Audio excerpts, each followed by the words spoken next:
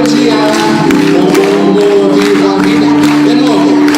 Com bom humor, nada vai estragar meu dia. Com bom humor, vivo a vida com alegria. Com bom humor, nada vai estragar meu dia. Com bom humor, vivo a vida com alegria. Muito bom. É isso, tá? Rir é um remédio que não custa nada. De manhã, de tarde ou de madrugada. Quanto mais bem-humorado você estiver, melhor será para o seu bem-estar. Não deixe a preocupação te consumir. Quando a coisa estiver feia, tem que sorrir.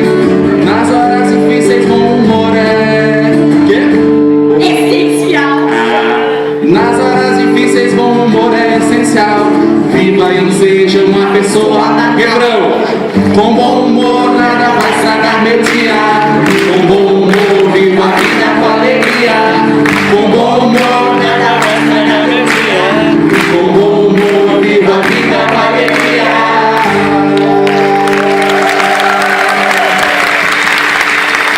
Muito obrigada, gente. Esse foi Samria.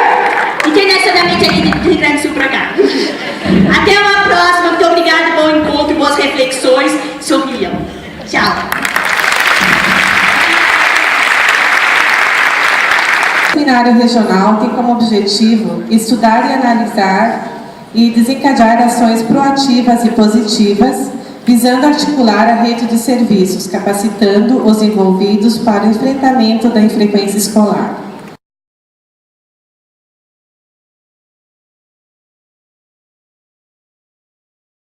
A sociologia, sobretudo uma compreensão de mundo que é vítima de uma série de estereótipos e, para além disso, está presente no nosso dia a dia, na formação básica de cada um de nós há muito pouco tempo, né? Ela se tornou obrigatória no ensino básico há poucos anos.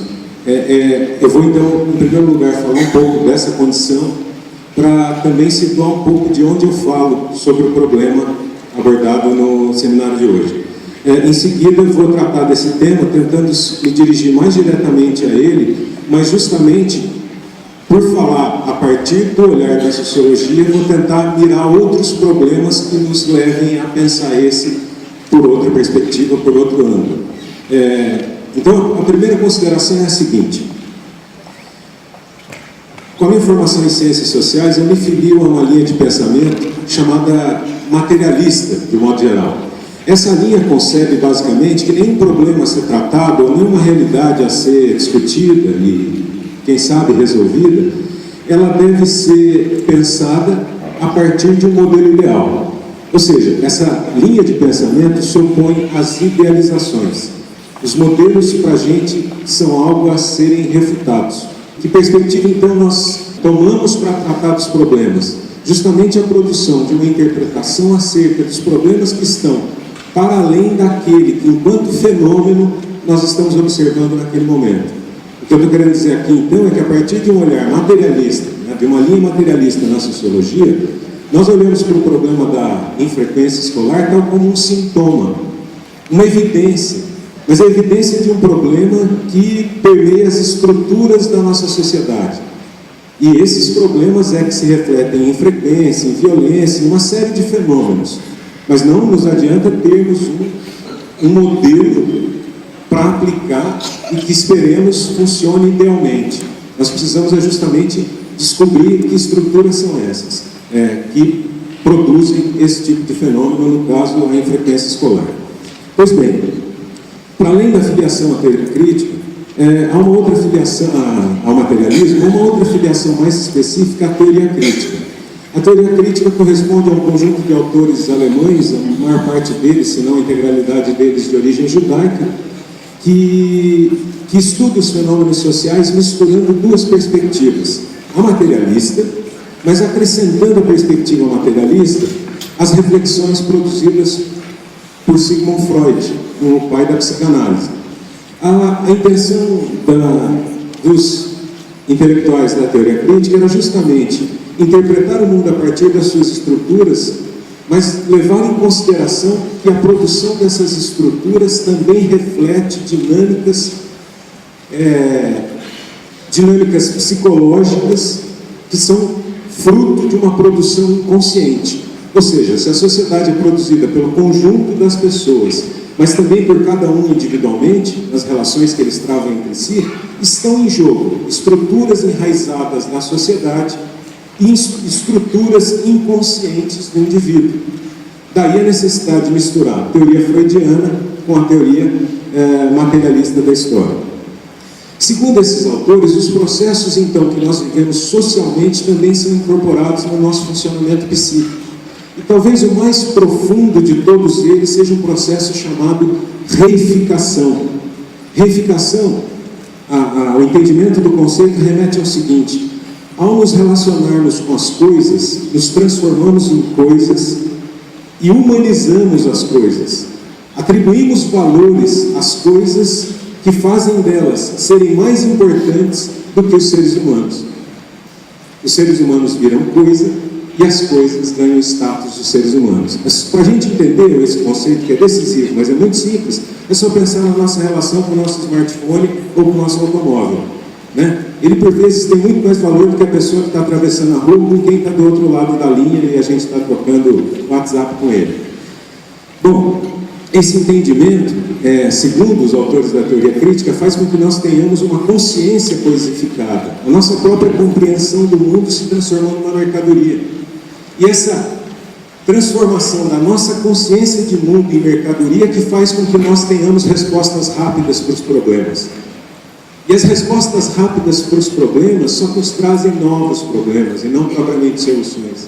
Porque elas não nos rearranjam, tal como a artista que se apresentou aqui no início disse. Ela não nos permite, a consciência coisificada não nos permite olhar para nós mesmos e modificarmos a nossa própria estrutura que terá interferência sobre o mundo. Com consciência coisificada só nos restam respostas rápidas. Respostas rápidas, como por exemplo eu vi ao longo da exposição do funcionamento do grupo, quando se fala sobre a tentativa de tratar os problemas da infrequência na escola por meio de protocolos. Eu sei da importância do protocolo de funcionamento de saúde, né? Dos encaminhamentos que se faz, da sequência de responsabilização que se atribui a cada um dos protagonistas dessa rede. No entanto, me parece que o protocolo é uma experiência que só protela a resolução do problema. Ou melhor, se é que o problema será resolvido, ela só distribui o problema para que ele seja cotejado por cada um individualmente dentro daquela rede. Eu vou ser mais direto, ele apenas profissionaliza o trato com o problema. Mas o que significa profissionalizar? E aí é que eu vou para o próximo ponto, que ainda eu estou tentando atacar o problema, né? Espero que vocês percebam, tentando atacar o problema já enquanto eu apresento as minhas filiações teóricas, de onde eu estou falando.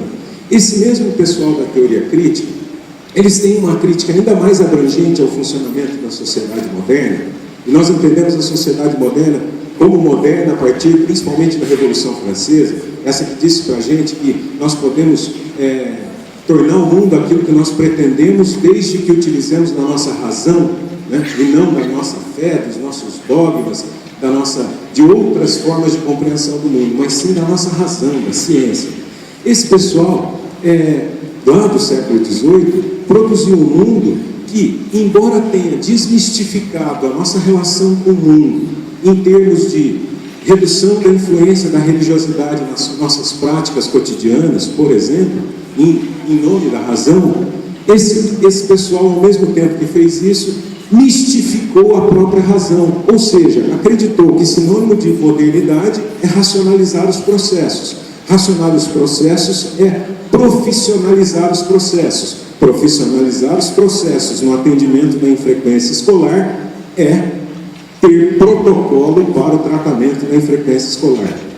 Qual o problema disso? Os teóricos da teoria crítica disseram, à medida em que nós fizemos com que a razão se tornasse uma entidade absoluta e portadora de toda a solução do mundo, a razão virou para a gente que os messias para as religiões já eram, né? Ou seja, alguém que viria de um outro mundo para salvar esse mundo aqui. Ou seja, mais uma forma de idealização. Então nós nossa consciência coisificada idealiza o próprio papel da ciência e da sua capacidade de resolver os problemas. Protocolo não resolve, pelo contrário, o protocolo muitas vezes complica. E eu vou tentar explicar por quê.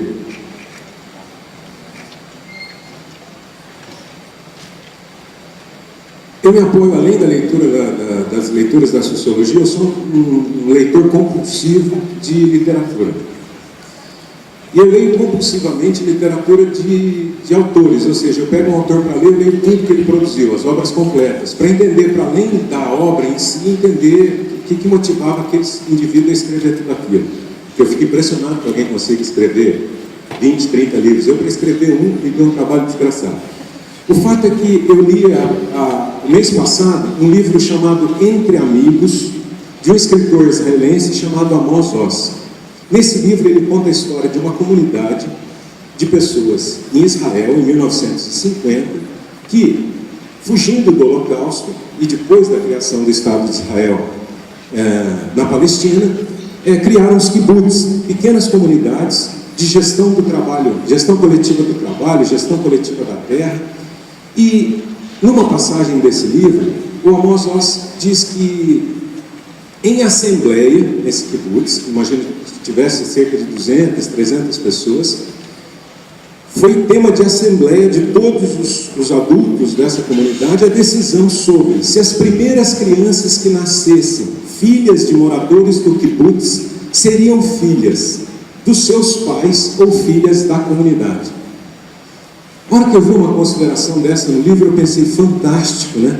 Porque aí não precisa mais protocolo, porque aí ninguém é meu filho. O filho não é mais propriedade de ninguém. O filho, ele é também gestado coletivamente. Isso me chamou tanta atenção, porque num primeiro momento assusta, né? Como filho da comunidade, como filho de todo mundo, é meu filho, né? É sobre ele que eu vou projetar os meus ideais, é sobre ele que inconscientemente eu projeto uma série de desejos, de expectativas de realizações. Ele é meu filho. E no kibbutz decidiram pelo contrário, decidiram não, ele vai ser filho da comunidade. Todos nós, portanto, temos responsabilidade sobre eles. Essa consideração no livro me chamou tanta atenção, eu já não lembrava que a vida fosse mais possível assim, né? Daí a ideia de pensar fora os problemas em específico, que eu fui reler um livro do Freud chamado Totem e Tabu. E nesse livro, Totem e Tabu, o Freud faz um processo de busca na antropologia, um estudo, na antropologia clássica, que é aquela que estuda as sociedades rudimentares, para tentar entender como é que aquela cultura tão diferente da nossa se processa, se desenvolve e se mantém, né? Porque a gente tende também a coisificar a própria civilização que nós construímos e achar que esse é o único modelo de vida, né? Então, fuçando nos estudos antropológicos sobre as sociedades australianas, o Freud encontrou uma consideração de um antropólogo, cujo nome agora me foge, mas que ele reproduz, tornando claro para a gente o seguinte: nessas comunidades ditas primitivas, todos aqueles, existia um tabu que permitia, que proibia o incesto. O pai não se relaciona com a mãe, o homem não se relaciona com a sua mãe. Todos aqueles que potencialmente poderiam ser seus pais, seja pelo regramento social, seja por condições biológicas. A mesma coisa valia para os irmãos. Ele chamava de irmão todos aqueles que pudessem socialmente, nas condições sociais, respeitar o tabu, serem meus irmãos. E aí o Freud avança na consideração dizendo o seguinte: isso ainda existe nas nossas sociedades. Pois eu tendo a pedir ao meu filho que chame os meus grandes amigos de tios. E aquelas pessoas que se filiam a mim por religiosidade, por adesão política e ideológica, eu chamo de irmãos. Então eu ainda uso formas de denominação das relações de parentesco, não como apenas uma atribuição biológica, fruto de uma relação biológica, mas como fruto de uma convenção social. No entanto, vejam, aqui nós não nos percamos. A profissionalização vai no contrafluxo disso. As professoras, há mais de uma década, desenvolvem um movimento onde elas abominam a denominação de tias. Com razão. Eu não sou sua tia, menina, eu sou sua professora. Mas o que significa isso intimamente? Vamos desreificar essa ideia. ou que esse fenômeno, a pronúncia, né, dessa negação da ideia de tia, significa em termos de sociedade que nós estamos a construir. Significa, basicamente, que o magistério está se profissionalizando. Mas a profissionalização, embora uma expressão científica e racional da nossa forma de nos relacionarmos com o trabalho, ela também carrega dentro de si uma série de contradições. A primeira delas é que ela restringe o espaço de responsabilidade às atribuições e às funções estritamente profissionais. Quando, na verdade, o envolvimento deveria, ou talvez pudesse, desde que deliberado coletivamente, ele poderia ir muito mais além disso. Ou seja, há uma concepção restritiva que é comum ao processo de racionalização e de profissionalização do magistério. Quando, ao contrário, pelas minhas reflexões, estando no magistério há mais de 15 anos, eu penso que o magistério tem aspectos profissionais que lhes são peculiares. Pois quem trabalha em mina de carvão não aposenta com 15 anos só de trabalho? Quem trabalha em ambientes de risco não tem o seu adicional de periculosidade e diminui o seu tempo de contribuição, portanto antecipa a sua aposentadoria? Que condições? Eu estou pegando um aspecto só da ideia de profissionalização que tem a ver com o tempo de trabalho. Mas pensemos o que exige de nós em termos de redefinição de funções de professores, por exemplo, que é a minha área de atuação, não posso falar do Ministério Público, não posso falar do Serviço Social, mas eu me ouso a pensar sobre isso. Que aspectos reorganizariam aquilo que nós entendemos por profissionalização no âmbito do magistério? E eu penso que isso possa ter várias feições, mas a que ela deva negar é esse exclusivismo, esse aspecto reducionista, restritivo da profissionalização convencional, de atribuições de funções específicas.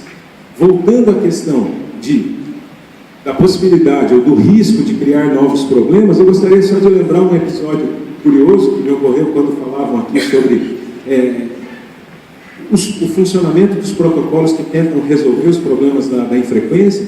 Eu me lembrava de uma ocasião na Austrália, no começo do século, em que isso nada tem a ver com a educação, tem a ver com a ecologia, mas as nossas práticas, as nossas relações também são em grande medida ecológicas, porque funcionam em rede. E que se começou a produzir cana-de-açúcar na Austrália e a cana-de-açúcar foi atacada por uma lagarta. Descobriram que a forma de combater essa lagarta era um sapo-boi, porque o sapo-boi comia essa lagarta. Importaram o sapo-boi e o sapo-boi foi para lá e encontrou um banquete para se alimentar e eles se reproduziram aceleradamente. E aí tiveram um novo problema, uma praga, um pandemônio por conta do crescimento da população de sapo-bois. Por sua vez, descobriram que o furão era um roedorzinho que comia as ovas do sapo-boi. Vamos importar furão? E alguém disse, não, pelo amor de Deus, não importemos furão, porque senão nós teremos uma nova praga. Qual a solução então? Vamos comprar, pedir para que a população, a comunidade, capture os sapo-bois e venda ao governo. O governo vai pagar $1 por sapo-boi. Passados 2 anos, a população não tinha diminuído, existiam pequenas fazendas de cultivo de sapo-boi para vender para o Estado. Virou um empreendimento, virou um novo negócio, reficou-se essa prática. A história, eu acho que ela tem o mérito, sobretudo, de chamar a atenção para a gente, para a necessidade de dar um passo atrás. Ou seja, se existe alguma contribuição que a sociologia possa efetivamente nos trazer, é algo que possa ser simplificado pela ideia de calma, calma, calma. É melhor que paremos do que andarmos na direção errada. Avanço para a reta final, tentando cotejar o título dessa apresentação para que ela fique ainda mais clara. Eu resolvi colocar como subtítulo dessa fala a ideia de sujeição e transgressão, por ter encontrado em alguns dicionários, principalmente nos mais populares hoje disponíveis na internet, conotações predominantemente valorativas à ideia de sujeição. Ou seja, ideias como respeito, responsabilidade, consentimento com a autoridade, e encontrei uma conotação predominantemente pejorativa para a ideia de transgressão. Sei lá, talvez seja reflexo das manifestações de junho do ano passado. Conotação pejorativa, como transgressão é o fora da lei, o criminoso, é o delito. E eu me incomodei com isso porque eu precisava usar a minha imaginação sociológica. E como recomendado por autores clássicos na sociologia, a imaginação sociológica funciona quando a gente inverte os polos. E ao inverter os polos, eu pensei, a quem que nós estamos de maneira mais dramaticamente submetidos? Nós estamos sujeitados predominantemente pela ideia de razão, por acreditar que as nossas práticas racionalizadoras dão conta de resolver o problema, por exemplo, transformando as soluções em protocolos. E o que, portanto, nós precisamos transgredir? Nós precisamos transgredir as limitações e as definições profissionais da nossa esfera de atuação. O que significa isso? Olha, estou eu, um professor especialista em metodologia de ensino, algo que poderia ser muito técnico e muito reduzido, disposto a debater com uma plenária desse tamanho sobre o problema da infrequência escolar, com colegas da promotoria, com colegas das mais diversas áreas, também dispostos a sair da sua zona de conforto, daquilo que a racionalização o limitou, para discutir temas mais abrangentes. E eu digo isso, agora eu encerro propriamente, lembrando um episódio que eu vivenciei há dias atrás também, experiências muito recentes, porque como diz a expressão do caipira, é cada enxadado uma minhoca. Há 2 semanas atrás eu estive presente em uma audiência pública promovida pela Justiça Federal, que tinha como objetivo avaliar os encaminhamentos dados pela Universidade Federal de Santa Catarina, pela UFSC, onde eu trabalho, no seu colégio de aplicação, que é a Escola de Educação Básica da UFSC, para uma sentença expedida por um juiz federal que obrigava, entre outras tantas coisas, o colégio de aplicação a contratar 14 professores que trabalham com educação especial e tomar outras medidas para prestar um melhor atendimento às pessoas, aos alunos portadores de necessidades especiais do colégio. Fui acompanhar essa sentença para ver o que estava acontecendo e fiquei em pânico. Fiquei em pânico pelo seguinte: em primeiro lugar, os professores se sentiam no banco dos réus e diziam, nós também somos vítimas dessa inclusão. Por exemplo, alunos com problemas neurológicos já agrediram professores. Nós já saímos para fazer trabalho de campo com alunos, tivemos que carregá-lo no colo para chegar até um lugar para conseguir ter uma inscrição rupestre numa pedra. Nós fazemos o máximo que nós podemos e ainda somos condenados, somos vitimizados por uma sentença judicial. Os pais diziam, não, a decisão é ainda incorreta porque, ao obrigar a escola a contratar professores especializados em educação especial para trabalhar como professor auxiliar dentro da sala de aula com o meu aluno, primeiro, não fazem a inclusão pedagógica do meu filho, porque ele tem limitações mais sérias. Esse professor especialista em educação especial não teria, por exemplo, conhecimentos na área de química para transpor esses conhecimentos para o meu filho, além de saber lidar com aquele tipo de deficiência específica. No limite, elas argumentaram o seguinte: o que está se fazendo é uma reedição da exclusão, ou seja, agora meu filho virou propriedade do especialista. Por sua vez, o juiz disse o seguinte: o juiz não resolve tudo, e caso ele exceda nas suas decisões, pode ter sua ação invalidada. A justiça e o sistema judiciário não resolverá todos os problemas do país. Embora isso se mostre como um novo problema, pelo menos todas essas pessoas se dispuseram a sair da sua zona de conforto, daquilo que racionalmente seria o cumprimento do seu papel, para debater esse problema, tentando transcendê-los.